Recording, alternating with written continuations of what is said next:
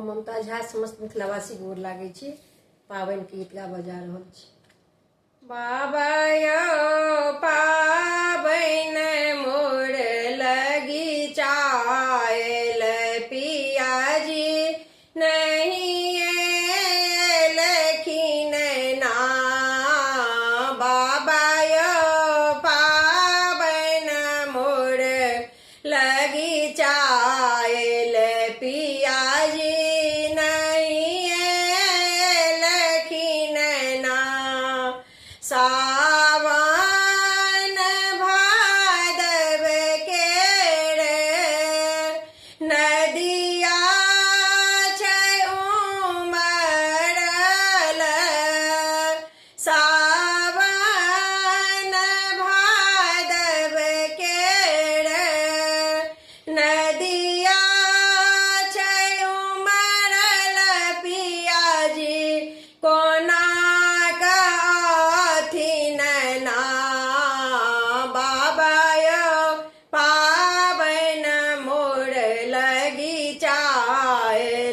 पियाजी नहीं लखीन ना।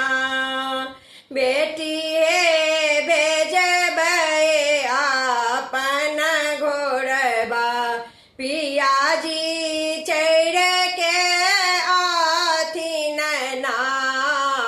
बेटी हे भेजबै अपन घोड़बा पियाजी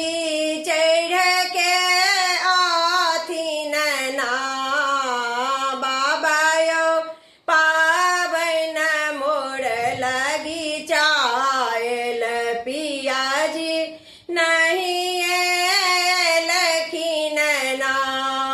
सास दर्दी हमर दर्द न जानलानी। सास दर्दी हमर दर्द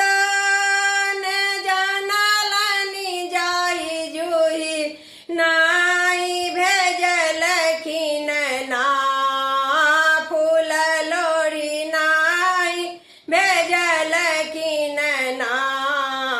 बेटी है फूल बड़िया में जाकर सखी संग फूल लोड़ी लिया ना। बेटी है फूल बड़िया सखी संगे फूल लोड़ी लिया ना। बाबा यो पावन मोर लगी चायल पियाजी नहीं लखीन ना। मन छला पावन बाबा पूजिता